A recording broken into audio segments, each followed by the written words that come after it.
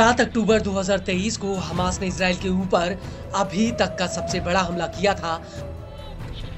Hamas के हजारों लड़ाके सोते हुए इजराइल के ऊपर जमीन, आसमान और समंदर से टूट पड़े थे और इसके बाद मिडिल ईस्ट में युद्ध की जो आग लगी वो अभी तक धधक रही है। युद्ध के ज्वालामुखी पर बैठा मिडिल ईस्ट अपने सबसे बुरे दौर से गुजर रहा है, क्योंकि इजराइल की गाजा में लगाई आग ने लेबनान को भी दहला दिया और अब ऐसा लग रहा है कि ये आग एक साथ मिडिल ईस्ट के कई देशों को जला सकती है। वो इसलिए क्योंकि ट्रंप की वापसी को लेकर कई मीडिया रिपोर्ट्स में कहा गया कि वो अंदर ही अंदर इजराइल से मिलकर ईरान के परमाणु ठिकानों पर हमले की योजना बना रही है।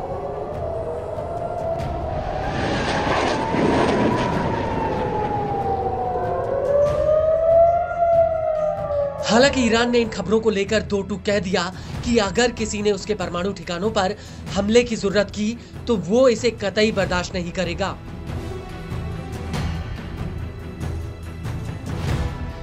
लेकिन अब ईरान के विदेश मंत्री ने इसको लेकर जो बयान दिया है उसे कतई भी हल्के में नहीं लिया जा सकता। वो इसलिए क्योंकि ईरान 1 अप्रैल 2024 में इजराइल पर सीधा हमला कर चुका है। इस दौरान ईरान ने इजराइल के ऊपर 300 से ज्यादा ड्रोन और मिसाइलें दागी थी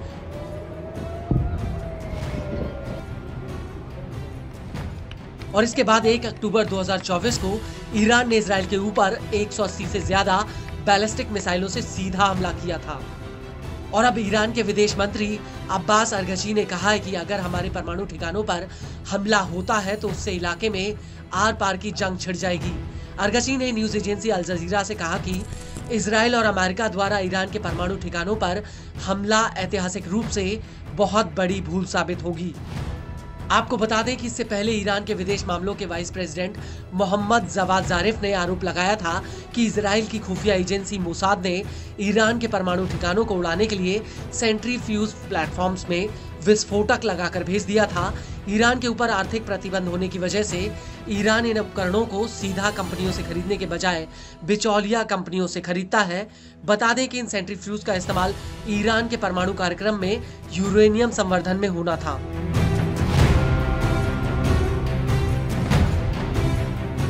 वहीं अमेरिका में सत्ता परिवर्तन के बाद ईरानी विदेश मंत्री का कहना है कि अमेरिका को चाहिए कि वो तेहरान के साथ फिर से विश्वास की बहाली करे और ऐसा तभी हो सकता है जब अमेरिका ईरान के जब्त किए गए फंड्स को रिलीज कर दे।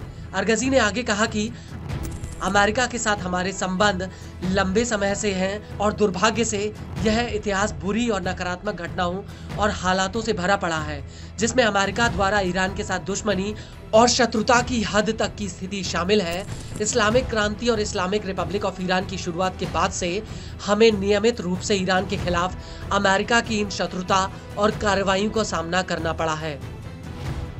और अब ईरान के इन्हीं बयानों से ऐसा लग रहा है कि मिडिल ईस्ट में एक बड़े युद्ध की आहट सुनाई दे रही है और अगर ऐसा हुआ तो इस बार ईरान और अमेरिका सीधे आमने सामने होंगे। हालांकि ईरान की सैन्य ताकत को भी इतने हल्के में नहीं लिया जा सकता, क्योंकि ईरान की मिसाइलों के दम पर यमन के हूती और हिजबुल्लाह ने इजराइल के तमाम एयर डिफेंस सिस्टम की हवा निकाल दी थी। यहाँ तक कि अमेरिका का 3rd एयर डिफेंस सिस्टम भी इन मिसाइलों के आगे फेल हो गया था।